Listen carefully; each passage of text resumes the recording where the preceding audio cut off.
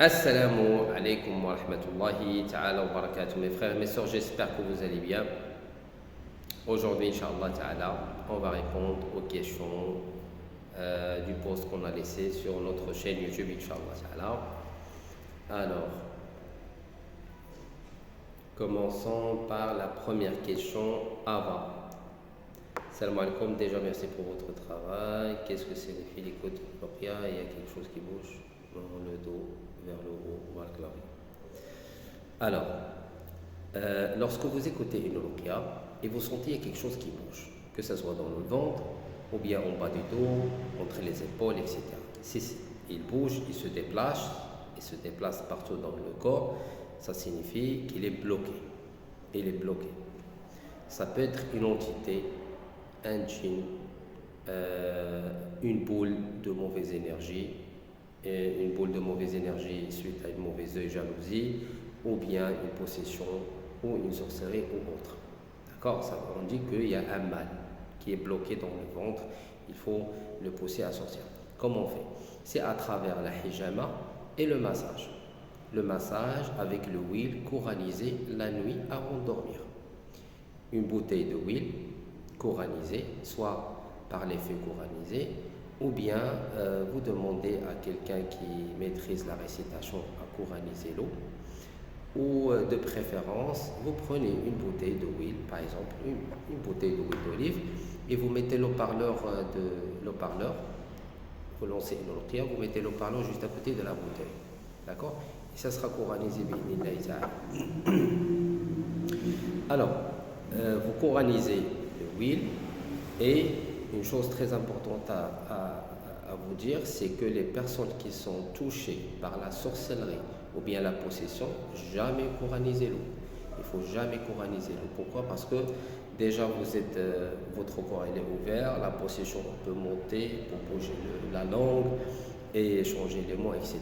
Une chose très importante à vous dire, pour les personnes qui sont touchées par la possession, ils ne devaient jamais préparer et réciter sur l'eau.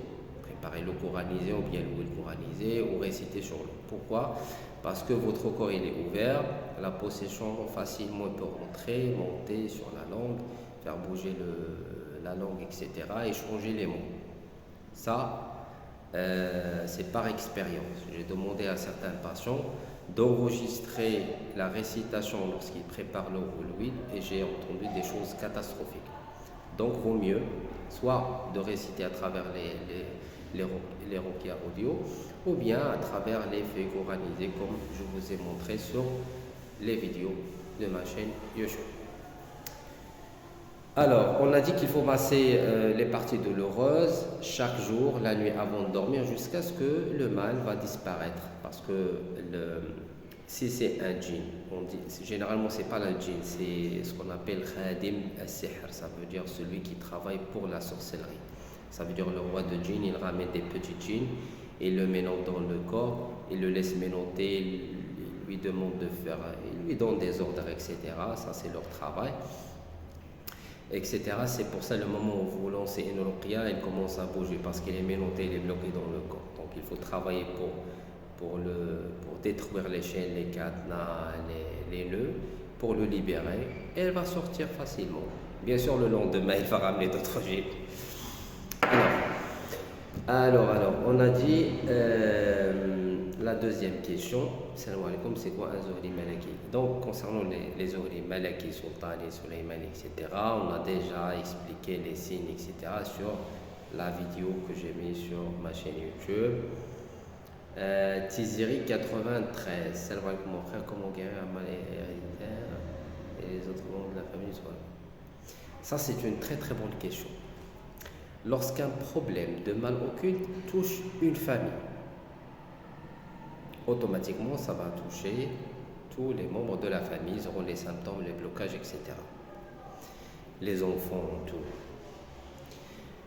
Le traitement, c'est normal. Si c'est une grande famille, c'est impossible de demander à tout le monde pour qu'ils se soignent à la fois. Bien sûr, c'est une chose qui est impossible et difficile. Alors, ce qu'on fait, c'est que tout d'abord, on demande à la personne, il y a deux côtés, on travaille sur deux côtés. Le côté psychologique, Ça veut dire il faut se détacher, le détachement, il faut se détacher de la famille spirituellement. Couper le pont, les liens, tout ce qui vous relie avec cette famille-là pour minimiser parce que vous recevez un mal qui vient à travers une famille. Ça veut dire qu'il faut se détacher de cette famille-là tout d'abord pour minimiser l'impact de ce mal-là sur votre vie. D'accord? Le côté psychologique. Et aussi, il y a un doua et des ruqyas spéciales qui permettent de couper les pactes, les liens, les contrats avec les djinns, etc. Et aussi, troisièmement, c'est travailler sur le programme de nettoyage pour se débarrasser des nœuds, de la sorcellerie, etc. Parce que ce qui se passe, lorsque vous prenez un traitement pour se soigner, se débarrasser de la sorcellerie, ça se renouvelle automatiquement. D'accord? Parce que le moment où vous commencez à se débarrasser, vous allez toucher la sorcellerie, vous allez la détruire, il y aura comme une notification chez la personne qui est responsable à votre famille. Il y a un membre de la famille qui s'est soigné, il a détruit la sorcellerie. Donc automatiquement, ils vont envoyer d'autres djinns pour renouveler la sorcellerie. Que ce soit dans les rêves, etc. Donc tout d'abord, il faut se détacher. Même si vous travaillez pour le nettoyage, il n'y aura pas de renouvellement.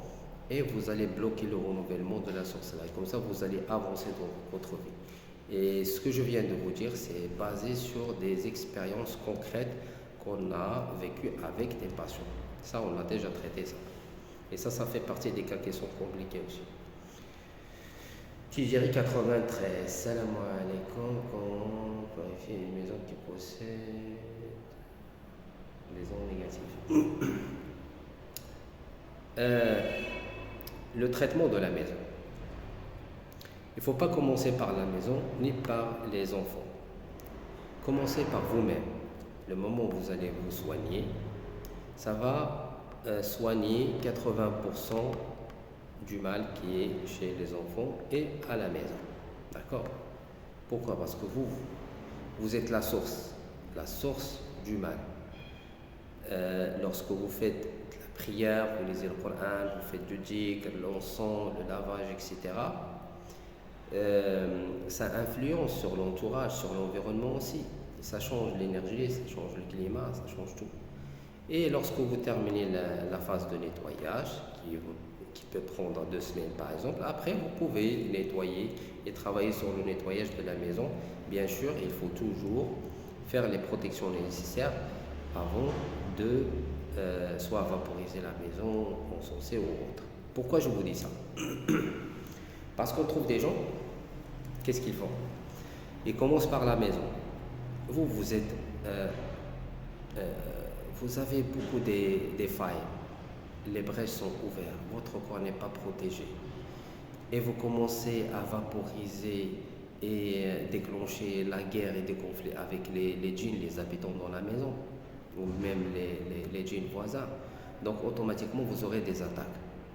Et votre corps, il est déjà les déchets de la sorcellerie à la sorcellerie, donc ça va compliquer la chose encore plus. Donc il vaut mieux de se concentrer sur vous-même pour se débarrasser de la sorcellerie, de la possession, des déchets, etc. Le moment où vous allez récupérer votre santé spirituelle et vous allez sentir que vous êtes alhamdoulilah bien, etc., à ce moment-là, vous pouvez nettoyer, travailler sur le nettoyage de la maison, l'environnement, la maison, les enfants, etc. Alors, Asra 69, Salam Cheikh, une question par rapport au sophisme. D'accord. Le rapport que les anglais au sophisme, je suppose bien que je... Voilà. C'est une très très bonne question aussi.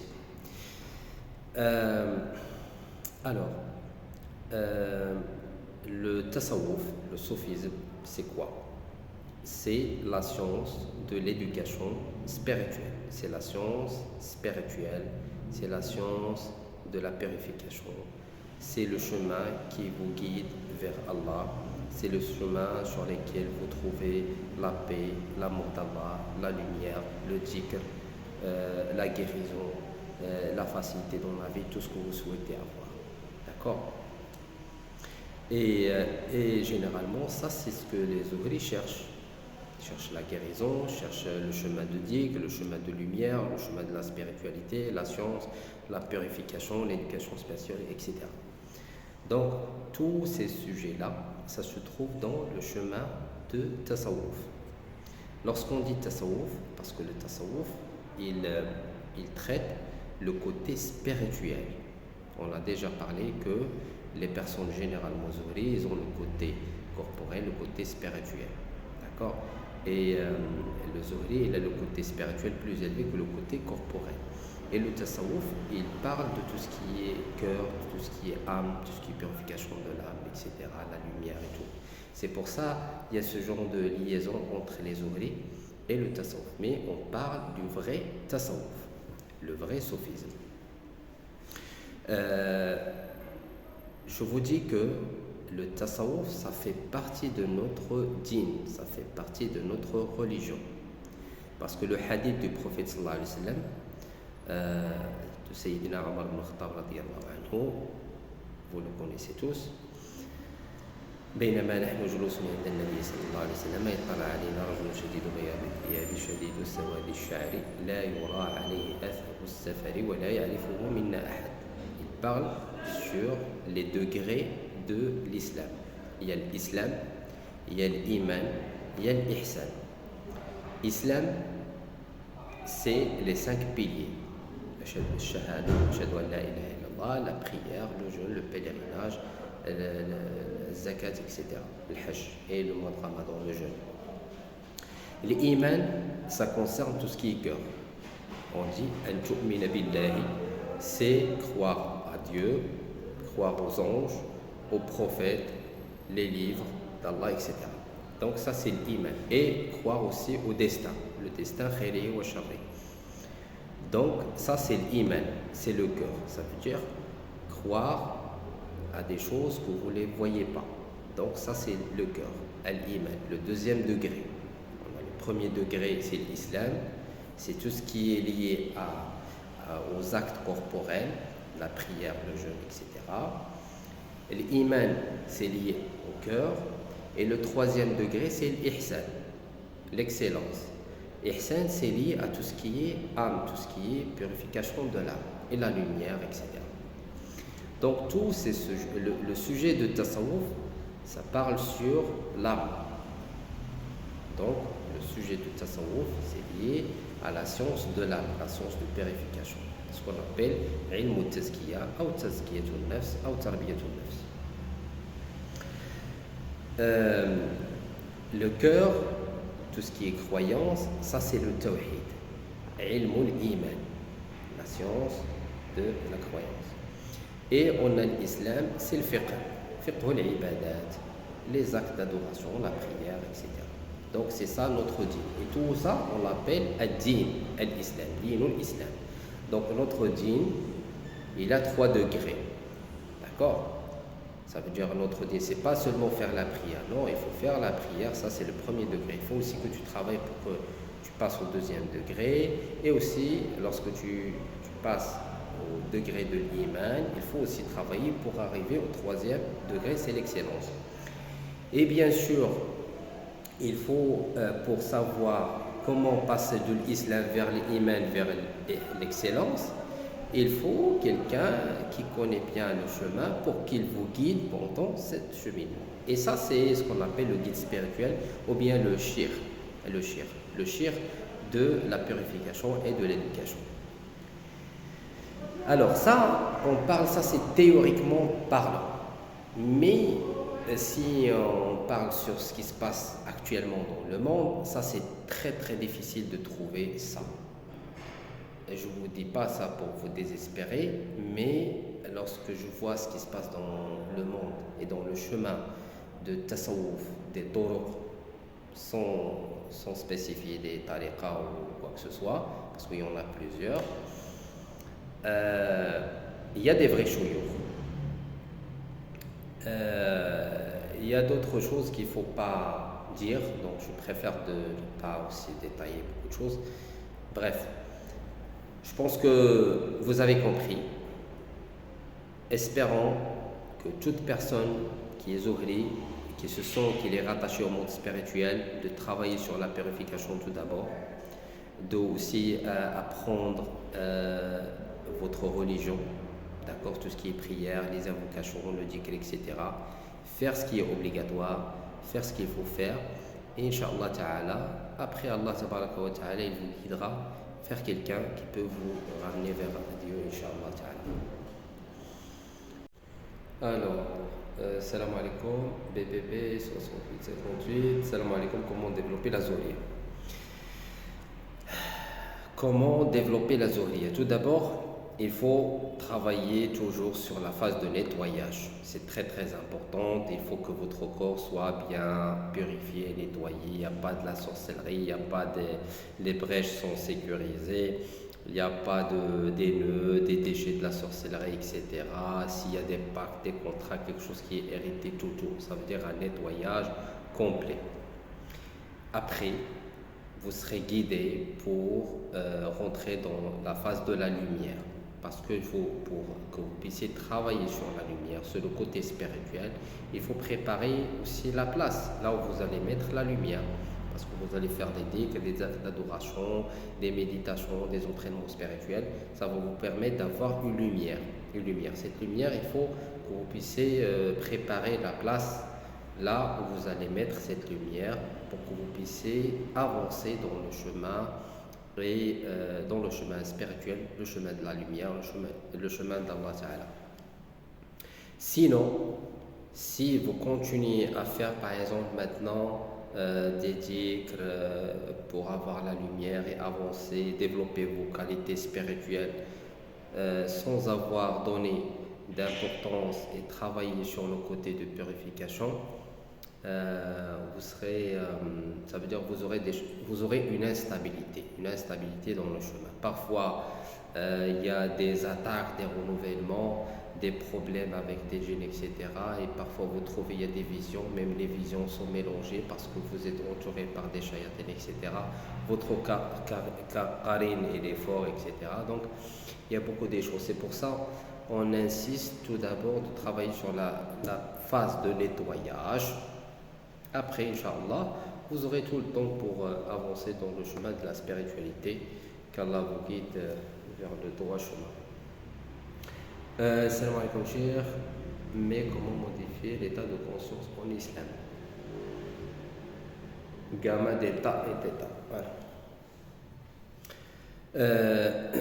Dans notre religion, l'approche islamique, on a l'éducation, tazkiyatul jawarih, la purification de notre corps. Ça veut dire qu'il y a des parties de notre corps. Il y a les yeux, il y a sept parties. Il y a les yeux, les oreilles, le nez, la langue, la bouche, les mains, les pieds, les parties intimes.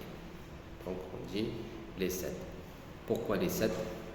Ça a déjà mentionné, il y a l'imam al-Ghazali ou Ibn al-Qayyim al-Jawziyya ou ghayruhum min al-ulama, c'est-à-dire les grands savants d'islam, ils ont déjà parlé sur ça. Tazkiyatul jawarih, al-jawarih al-sab'a. Les 7 parties du corps sont liées au cœur. Le cœur, c'est le roi du corps. Ça, c'est déjà mentionné dans le hadith du prophète sallallahu alayhi wa sallam. Inna fi al-jasadi mudghah, idha salahat salaha sa'ir al-jasad, wa idha fasadat fasada sa'ir al-jasad, ala wa hiya al-qalb. Le prophète sallallahu alayhi wa sallam, il nous a dit que le roi du corps, c'est le cœur. Tout le monde, il suit les ordres du cœur. Et le jawarih, ça veut dire les parties du corps sont liées au cœur. Donc tout est relatif. Donc il faut, lorsque vous travaillez sur la purification du corps, parce qu'on a dit il faut travailler sur la purification du corps, la purification du cœur, la purification du cerveau et la purification de l'âme. D'accord? Donc comme ça, vous aurez un corps qui est purifié sur les 3 côtés. Et ça aussi, ça va vous permettre, lorsque vous faites la prière, vous allez faire la vraie prière. lorsque vous faites le dhikr, vous allez sentir que vous faites vraiment le dhikr et vous êtes connecté à Allah. Lorsque vous invoquez Allah, vous trouvez que Allah il est avec vous, il écoute, il entend vos doigts, etc. Et ça va faciliter l'exaucement de doigts, etc. Beaucoup de choses. Donc c'est pour ça, on dit de travailler sur ces parties-là pour avancer, que ce soit dans votre vie personnelle, votre vie familiale, professionnelle ou autre. Inch'Allah ta'ala. Alors, on a ici Rizli. Alors, on a la question de. Alors, Bismillahirrahmanirrahim. Bismillahirrahmanirrahim. 4M6330, salam alaikum wa rahmatullahi wa barakatuh. J'ai une perte de mémoire en général, maintenant c'est moi, mais il y a un blocage au niveau de mes rêves. Comment se soigner? Qu'est-ce que signifie de rêve sortir? Voilà.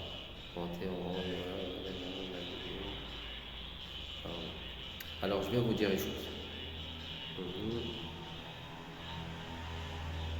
Je vais vous dire une chose.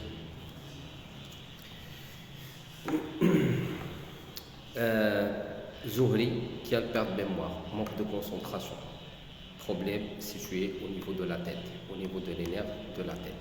Sorcellerie, possession qui vaut l'énergie d'intelligence, l'énergie du cerveau. Ça c'est une règle. Pour le traitement, généralement, il faut travailler pour, on fait le nettoyer sur les deux côtés. Le massage, l'huile, etc., le muscle noir sur la partie du front, en bas des oreilles, le cou, voilà sur cette partie, plus la hijama. Et aussi, troisièmement, c'est le nettoyage par la lumière, ce qu'on appelle la méditation, etc.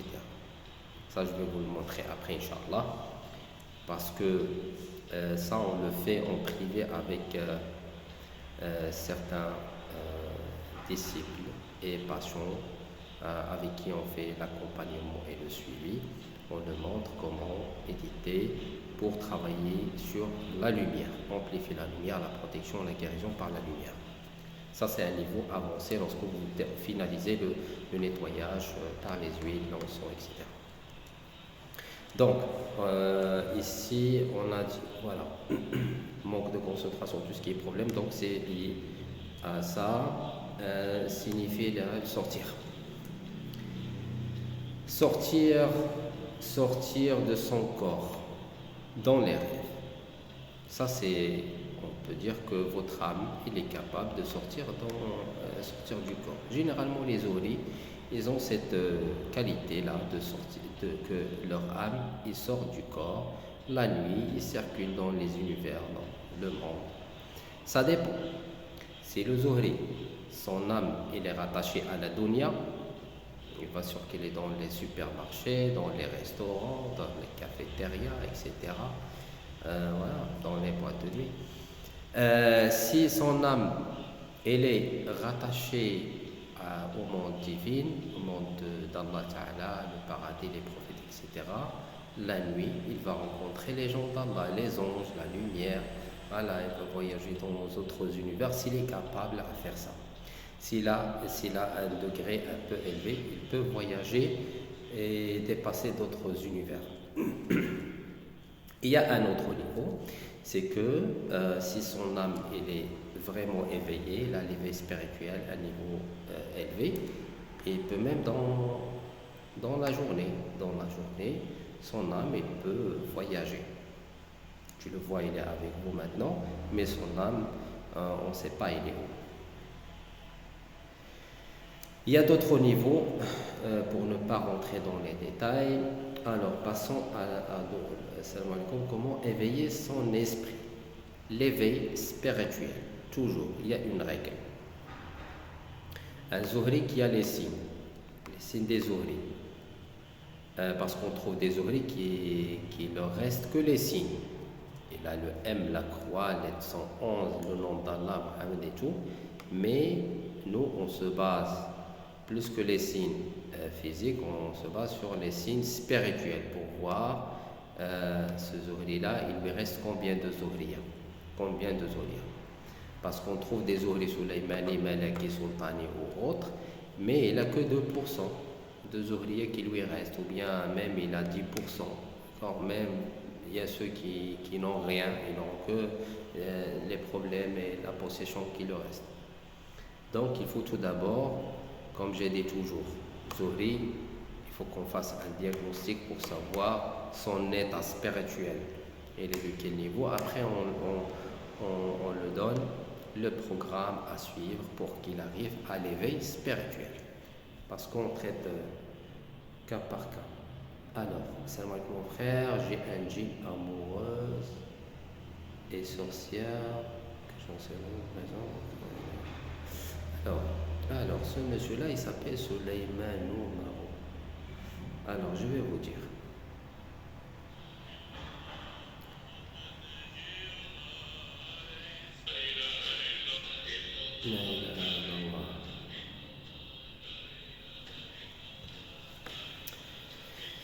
Alors, Souleymane,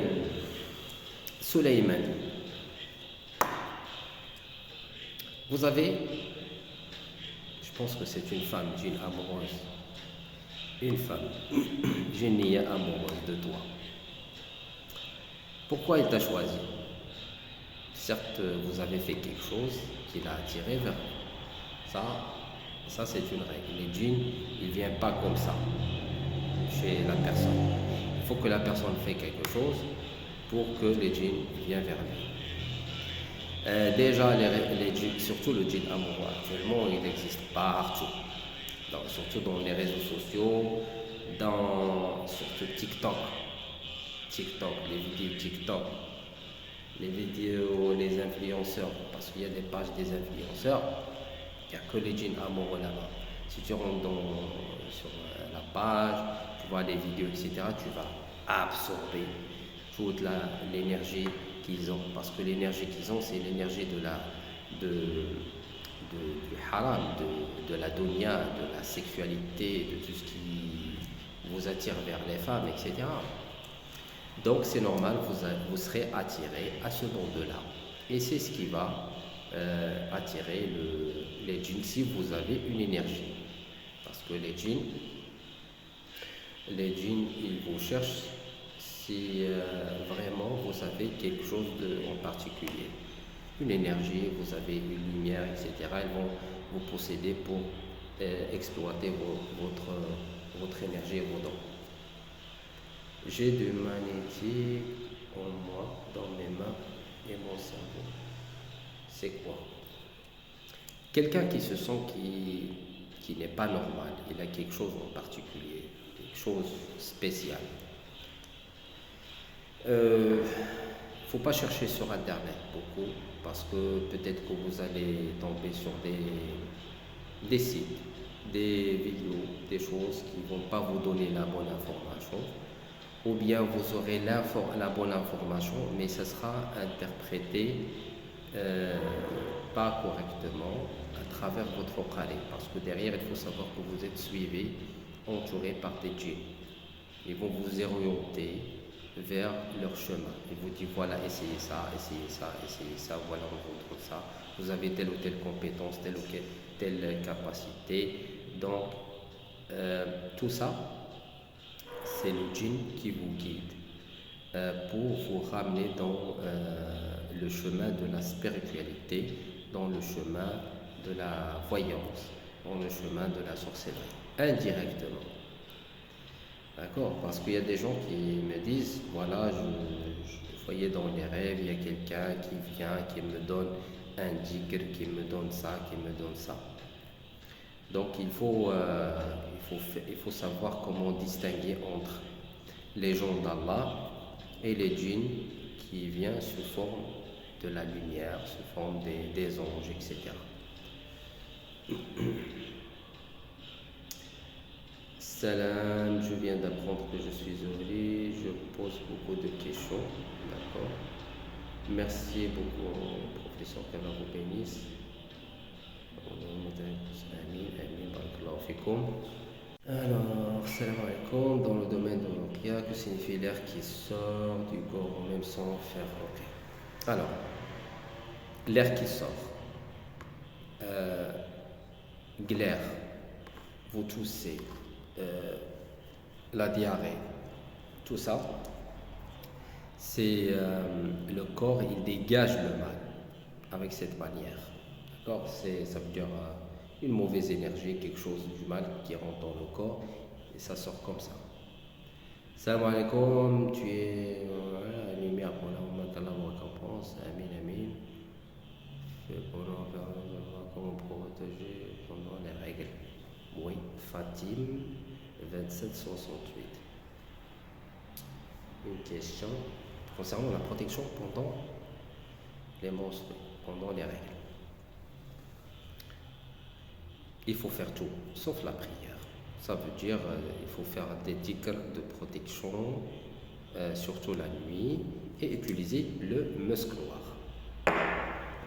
Le musc noir surtout ici en bas des oreilles, le front, les pieds et les mains ici. D'accord. Et avec les versets protectrices et les invocations. Et pour les gens qui ne maîtrisent pas les versets, il vaut mieux d'utiliser les feuilles de protection, les feuilles coralisées de protection. On l'a déjà sur notre site rokia.shop. Salam alaikum, vomir du son et du noir plus d'une dizaine de fois pendant la vie. Ça signifie que vous avez une sorcellerie mangée qui est dure. Une dizaine de fois, ça veut dire que vraiment un état avancé de la sorcellerie mangée.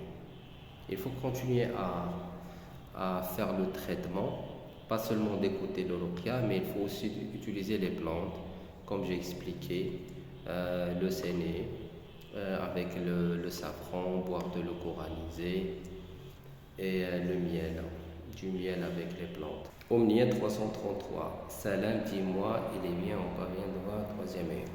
Alors, le troisième œil. Si vous travaillez dans un domaine et vous avez besoin de voir les choses d'une manière approfondie, le troisième œil, ça va vous aider pour perfectionner votre travail, avancer dans votre vie professionnelle. Par exemple, si vous travaillez dans le domaine d'enseignement, de l'éducation, du coaching, développement personnel, la médecine par exemple. Donc je peux dire que c'est bien, d'accord, ça va vous aider pour perfectionner votre travail. Sinon, je peux vous dire que non, c'est pas bien. Pourquoi? Parce que le troisième œil, ça vous permet de voir pas seulement la personne, vous allez voir aussi le monde qui tourne autour de lui. Voyez par exemple leur shayatin, leur qarin, leur djinn, s'il a la sorcellerie ou pas. Donc parfois vous ne savez même pas est-ce que vous allez parler avec la personne ou bien avec son qarin. Parce que vous voyez la personne et son qarin qu'il est en train de lui faire was-was et tu vois que c'est pas lui qui a pris la décision, c'est son qarin qui lui a dit ça. Parfois tu commences à parler avec son qarin, tu crées des conflits avec son djinn à lui. S'il a la sorcellerie, tu peux aussi, ça va vous créer des conflits. Donc, ça vous rend votre vie instable. D'accord? Donc, c'est pour ça on dit, vaut mieux si la personne de laisser les choses tranquilles, vit sa vie normale. Il y a beaucoup de choses il y a beaucoup de devoirs dans notre vie, faire la prière, apprendre le Coran, la langue arabe, etc. Il y a beaucoup de choses à faire, à part le troisième œil. Alors, bonjour, ça fait des mois que souvent on attend, je me demande après les coups de l'autre, je m'endors. J'ai raté l'eau tombée du ciel, etc. Et les rêves. Alors, lorsque vous commencez le traitement, vous faites des ruqya, automatiquement vous commencez à avoir des rêves. Les rêves signifient votre état, l'état sur lequel vous êtes arrivé, l'état de guérison, ou bien votre degré spirituel si vous suivez le chemin de l'évolution spirituelle. D'accord? Donc ça veut dire qu'il faut pas que les rêves ils contiennent seulement des signes qui vous disent voilà, vous êtes dans le bon chemin, il faut juste continuer. D'accord? Par exemple, comme ce rêve-là, si vous faites des rêves, voyez le vendredi, parce que généralement les rêves, c'est comme on dit, le compte rendu de la semaine. Si vous suivez un traitement d'une semaine, généralement vendredi, jeudi, dimanche, vous voyez un rêve, vous faites un rêve et vous voyez le résumé. Vous êtes arrivé sur quelle partie, vous avez détruit telle ou telle sorcellerie, voilà, il y a le mauvais œil qui est sorti, voilà, il y a tel ou tel gène qui vous a laissé tranquille, etc., etc. Donc, ce sont des rêves qui signifient que vous faites un bon traitement et vous juste continuer. Donc, il ne faut pas rester bloqué dans le rêve, il faut avancer dans le traitement que vous faites. Alors, Tézélie 93, pouvez-vous citer les types de leurs caractéristiques des ovaries? Les ovaries M et les ovaries X. On ne peut pas savoir les caractéristiques et le vrai type de ovaries basant sur les signes physiques des mains. D'accord? Parfois, on trouve des gens qui ont les signes, mais ils n'ont pas des particularités spirituelles, ni dedans, ni rien du tout. Donc, on dit qu'ils ne sont pas des ouvriers. Et parfois, on trouve il y a des ouvriers, mais il ne reste que les signes physiques, que la croix, que la M, que les 111, 80, etc. Donc, c'est pour ça, toujours on dit que la personne, il devait voir son état spirituel. Est-ce qu'il est normal ou pas normal? Quels sont les phénomènes, quelles sont les choses bizarres qui se passent dans sa vie, etc. Et bien sûr, tout ça, ça nécessite un diagnostic pour qu'on puisse identifier quel type de zohriya vous avez. Est-ce que vous êtes vraiment un zohri ou pas? Quel est le but d'une rencontre avec son âme jumelle? Et bien sûr, ouais. L'âme jumelle. Si vous avez la chance de rencontrer ton âme jumelle, ça c'est bien, parce que ça fait l'effet miroir. Tu te vois à travers cette personne. Il y aura une forte connexion et liaison spirituelle, parce que c'est ta version. Donc il n'y aura pas de conflit, ni des problèmes, ni quoi que ce soit. La personne, il peut te comprendre avant que tu parles, peut même parler à votre place. Donc c'est toi. D'accord? Mais le souci, c'est que c'est vraiment difficile pour réussir une relation avec l'âme jumelle. Généralement, vous aurez beaucoup de blocages, beaucoup d'obstacles qui vont vous empêcher à avancer et réussir cette relation, sans rentrer dans le détail. Alors, Ahmad Suya, salam alaikum Oustad, Jamira, voilà, savoir quelle différence entre sorcier djinn et sorcier humain, qui est dangereux. Sorcier djinn, sorcier d'un être humain, donc c'est pareil, un sorcier. Donc c'est dangereux et c'est lorsque vous êtes faible, lorsque vous ne faites pas la prière, lorsque vous faites les péchés, surtout les grands péchés, lorsque vous ne gardez pas les ablutions, lorsque vous ne récitez pas, donc votre corps n'est pas protégé. Ça veut dire n'importe qui vous fait une petite recette de sorcellerie, ça va capter, ça va vous faire du mal. Mais si vous faites la prière, vous gardez les dhikrs du matin, les versets protectrices, etc., donc vous aurez la protection d'Allah. Voilà. Salam alaikum, pendant que je lisais le Coran, j'ai ressenti un empoignant dans la jambe. Oui, c'est bien, donc c'est symptôme parmi les symptômes de mal occulte. Sarah, G-H-1-R-N. Salam alaikum, pour le sihr zohri caché et protégé par le Qarin, comment les exposer par la Alors, une très très bonne question. Là, on commence à parler sur la version développée de la sorcellerie, l'intelligence artificielle de la sorcellerie. Alors, il y a plusieurs types qui sont sortis là dernièrement, surtout pour les Zohri. Les Zohri, les sorcières, ils savent très bien que les Zohri, ils ont des qualités, des capacités spirituelles, ils sont capables pour détruire la sorcellerie. C'est normal, lorsqu'ils veulent vous créer une sorcellerie, ce ne sera pas une sorcellerie qui est normale. Il y a la sorcellerie multiple, ça veut dire qu'ils vont créer plusieurs sorcelleries à la fois, avec différents types de sorcellerie. D'accord, ils créent une chaîne des sorcelleries multiples. Ils créent aussi des sorcelleries qui se renouvellent automatiquement. C'est comme un programme. Ils créent une boucle. D'accord. Cette sorcellerie, elle est liée à un événement. Par exemple, l'événement de la peur. D'accord. Ou bien l'événement de la peur, par exemple. Ou bien de l'angoisse, ou bien de la colère.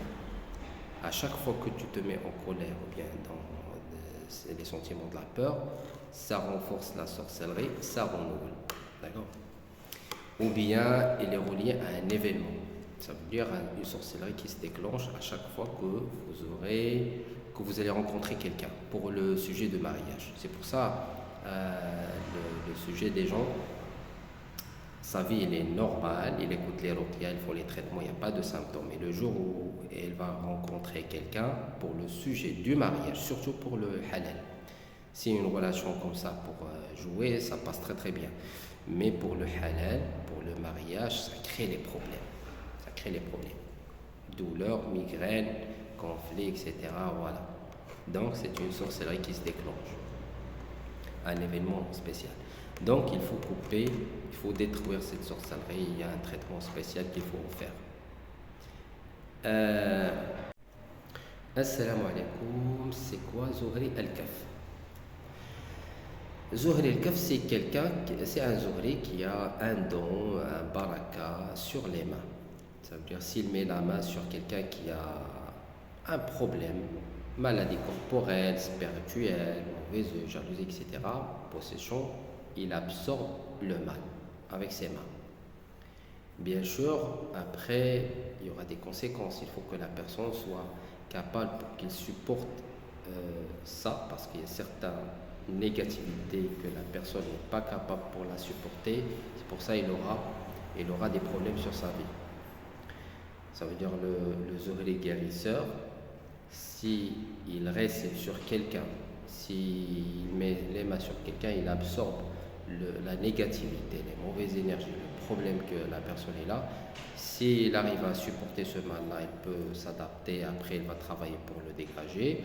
S'il n'arrive pas, ça va lui créer des problèmes, des conflits dans sa vie. Iman 8466, salam alaikum, que signifie d'avoir le henné sur les mains au réveil? Alors, généralement, le henné signifie la possession en général. Ça peut être une possession héritée. Lorsqu'on dit héritée, ça peut venir des ancêtres, ou bien les jouads, ou bien les djinns hérités, les djinns qui sont rattachés à la famille. D'accord? Parfois, il choisit un membre de la famille pour qu'il hérite ces djinns-là, cette possession.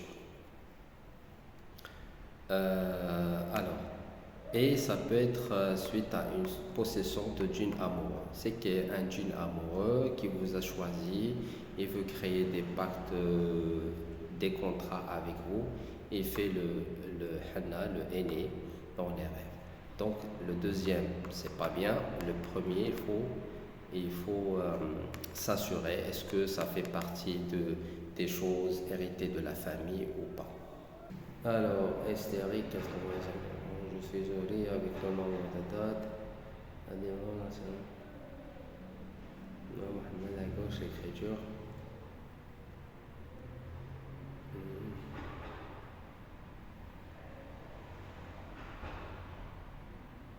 Aujourd'hui, je vais te retrouver. Alors, ce genre de problème, Je vais vous dire, déjà la personne, ça fait partie des cas qui sont compliqués, les ouvriers qui ont des problèmes de sorcellerie qui durent des années, qui dépassent 15 ans, 20 ans. Donc c'est un cas spécial. Généralement, il faut un diagnostic, il faut un suivi, il faut un traitement, etc. pour qu'on puisse savoir exactement ce que vous avez comme problème et après on vous donne le traitement adéquat. Mais généralement, pour vous dire, comme je vous ai dit, il ne faut pas surtout se baser sur les signes physiques sur les mains. D'accord? Il faut se baser sur les signes spirituels. Si vous s'assurez que vous êtes sourire, donc il faut travailler bien sur les deux points, le nettoyage et la lumière et la protection. Donc c'est ça la règle. Après vous aurez l'éveil spirituel, vous commencez à découvrir vos qualités spirituelles. Alors, Malik, voilà, salam alaikum mon frère, monsieur Mami, d'accord, je souhaitais ensuite. Oui, je partage un mur avec un appartement abandonné. Je voudrais savoir s'il y a un traitement pour des dents. Alors ici, on trouve la dame, il a un problème avec les djinns voisins. Si vous habitez dans une maison, un appartement, il ne faut pas toujours augmenter le volume de la lumière et le courant parce que vous dérangez les djinns voisins. D'accord? S'il y a un djinn voisin qui habite tranquille, qui est en train de regarder Netflix, tranquille, et là vous commencez à augmenter le volume, vous le dérangez. Donc c'est normal, il va venir vous déranger la nuit avant de dormir.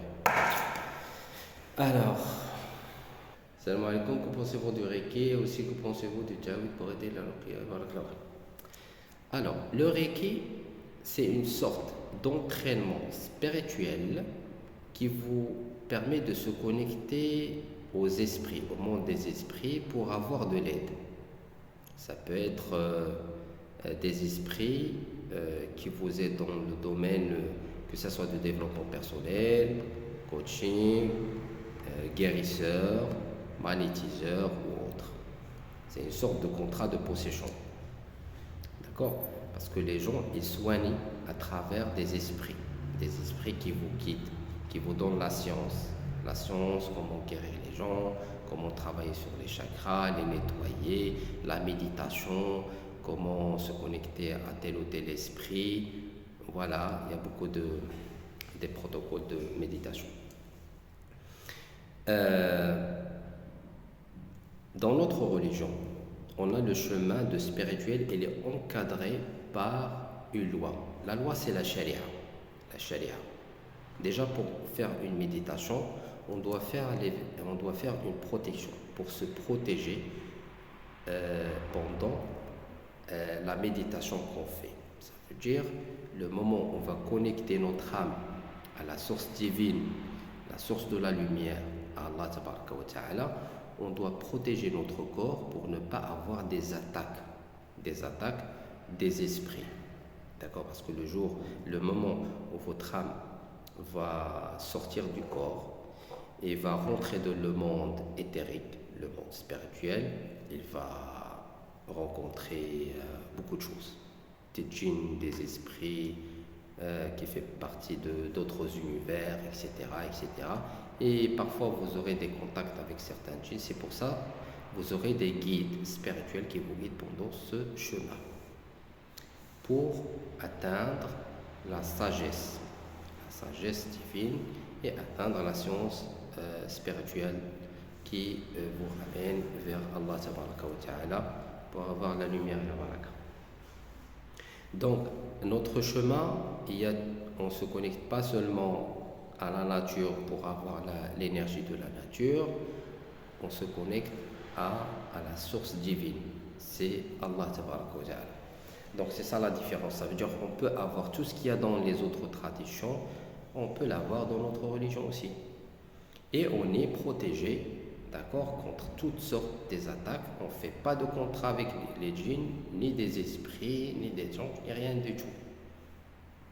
On connaît Dieu, d'accord? Voilà, c'est ça l'objectif. Et bien sûr, les ta'wid, ça c'est pas bien, voilà. Badr Mehdi. Salam alaikum. Que signifient les rêves avec les serpents?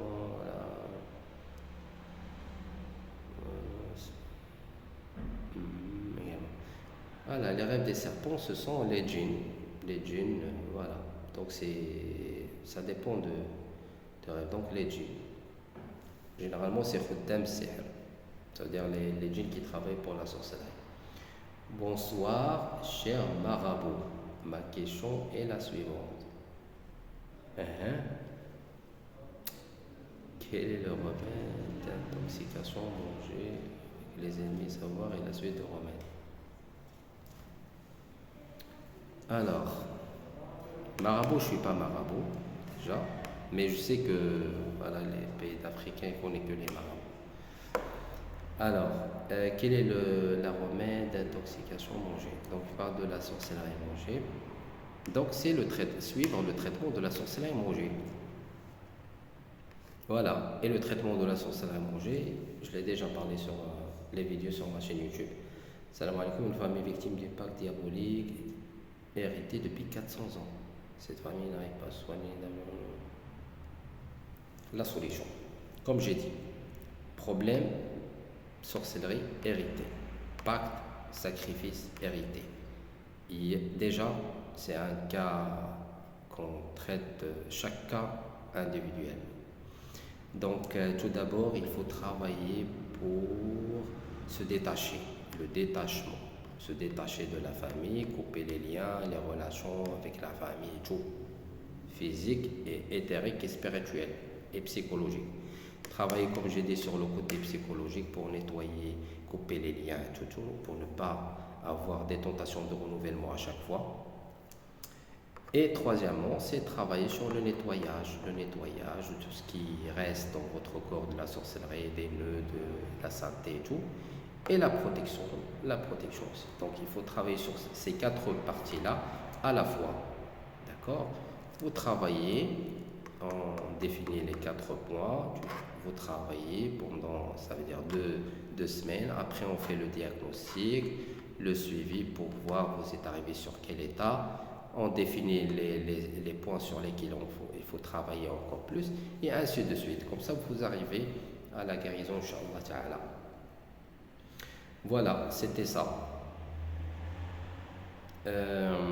Maintenant, j'aimerais bien aussi parler sur des points que je vois importants par rapport au traitement